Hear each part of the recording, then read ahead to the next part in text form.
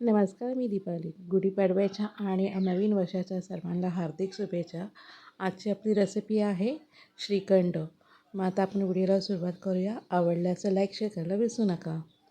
इकडे मी अर्धा लिटर दूध घेतलेलं आहे आणि ह्या दुधाला आता आपण बेसन लावायचं आहे. आणि हा बेसन लावण्यासाठी इथे मी अर्धा लिटर दूध गरम करून कोमट करून घेतलेलं आहे. त्याचबरोबर इकडे मी दही घेतलेलं आहे. दही आपल्याला याच्यामध्ये 2 ते 3 चमचे टाकायचे आहे. तर इथे मी 2 चमचे त्यामध्ये टाकलं आहे बेसनसाठी. आणि हे आपण चांगलं हलवून घ्यायचं आहे आपल्याला.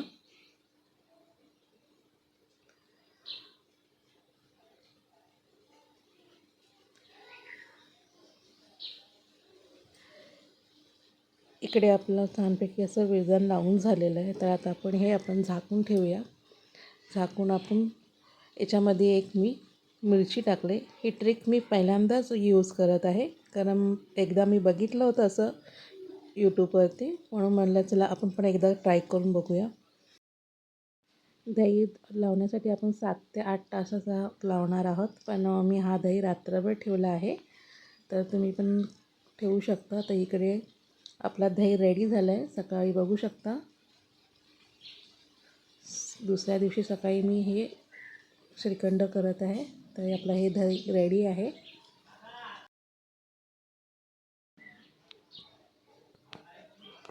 तर इकडे मी एक टोप घेतलेला आहे. त्याच्यावरती मी चाळणी ठेवत आहे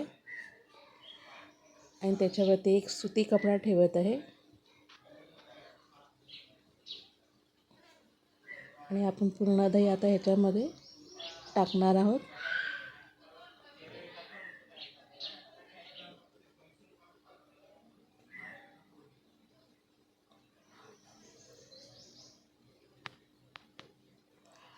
आता श्रीखंडासाठी आपण आता चक्का बनवणार आहोत. तर ह्या चक्क्यासाठी आपण हे चांगलं पाणी काढण्यासाठी ह्याला आपण याची पोटली बनवून ठेवणार आहोत.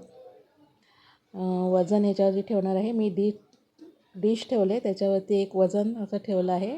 खलबत्ता आणि आमच्याकडे असं दगड आहे छोटंसं, तर तो मी ठेवला आहे. याचा चक्का काढण्यासाठी आता आपल्याला जवळजवळ 5 ते 7 तासासाठी ह्याला आपण ठेवणार आहोत. तर इकडे मी 1 वाटी साखर घेतलेली आहे. याच्यामध्ये 3 वेलच्या घेतल्या आहेत.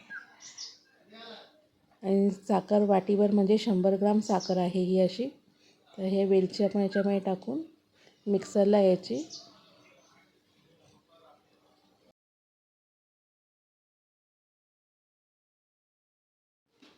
तर आपण याची आता पिठी साखर करणार आहोत मिक्सरला फिरवून. तर इकडे मी पिठी साखर रेडी आहे. तर आता आपण हे साईडला ठेवूया. आता इथे जवळजवळ दुपार झालेली आहे. तर दुपारच्या इथे मी घेतलेलं आहे करायला परत.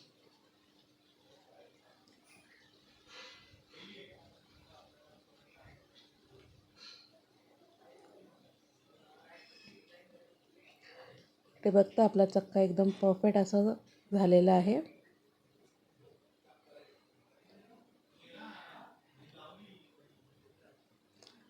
आता हे आपण साईडला ठेवूया.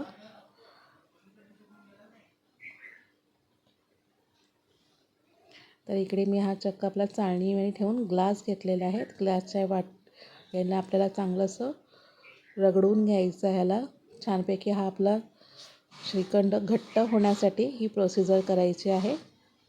असं केल्याने श्रीखंड छानपैकी घट्ट होतो. आता आपण चाळणीच्या पाठी बघूया. बघा इथे छानपैकी आपलं दही घट्ट झालेलं आहे. ह्याच्याने याने काय होतं, दह्यामध्ये अगदी स्मूथ असं होतं हे अशा प्रकारे केल्याने. आता हे आपण चांगलं दही काढून घ्या एका भांड्यामध्ये. दिसताना हे आपल्याला हे एवढंसंच दिसतं, पण जसं आपण पुढे याची प्रोसिजर करणार तर हे तुम्हाला नंतर कळेल. आता हे अशा प्रोसिजर केल्याने काय होतं, हे पूर्ण एकदम पेस्ट होते आणि हे जर एकदम पातळ होतं, म्हणजे खूप असं पातळ होत नाही, असं एकदम मॅश होऊन ते मस्तपैकी हे जर घट्टपणा येतो याला. ते जितकं तुम्ही वेळ असं हलवाल ना, तितकं तुम्हाला छानपैकी ह्याचं मॅश होईल हे. तुम्ही जितकं हलवाल ना तितकं त्याची पेस्ट असं जास्त होत जाते. तर इकडं हे आपलं रेडी झालेलं आहे. तर ह्याच्यामध्ये आता आपण जी पिठी साखर आपण करून ठेवली होती ती आता ह्याच्यामध्ये आपल्याला 2 ते 3 चमचे टाकायचे आहे. आणि हे सुद्धा आपल्याला छानपैकी हलवून घ्यायचं आहे. पिठी साखर आणि दही हे एकत्र करून घ्यायचं आपल्याला.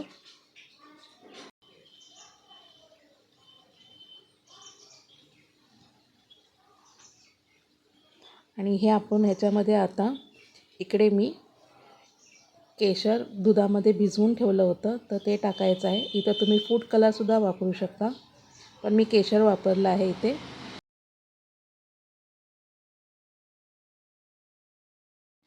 इथे आपलं पिठी साखर आणि केशरचं जे आपण दूध टाकलं होतं ते छानपैकी मिक्स करून घ्यायचं आहे.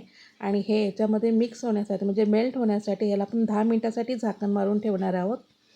इकडे आपले 10 मिनटं झालेली आहेत. इकडे बघू शकता आपलं पिठी साखर वगैरे मिक्स झालेली आहे छानपैकी. तर ह्याच्यामध्ये आता मी काही ड्रायफ्रूट्स घेतलेले आहेत, काजू बदाम घेतलेले आहेत, तर ते टाकत आहे मी. आणि हे चांगलं आपल्याला हलवून घ्यायचं आहे परत श्रीखंडामध्ये.